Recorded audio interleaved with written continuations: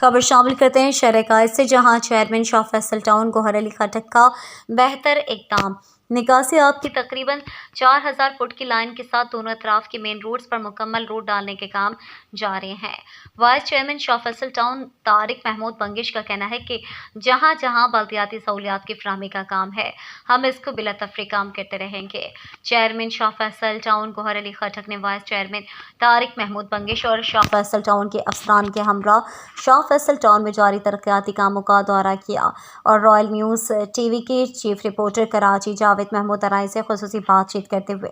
بتایا کہ شوکت عمر ہاسپٹل سے شمع شاپنگ سینٹر تک نکاسی آب کی لائن ڈالتے ہوئے مین ہولز بنائے جا رہے ہیں۔ اس دورے کا مقصد برسات کے دنوں میں 20 سال سے زائد کے عرصے سے مین روڈ کے دونوں اطراف میں برسات کا پانی کھڑا ہو جاتا تھا، جس سے ٹریفک کی روانی اور پیدل چلنے والے کے لیے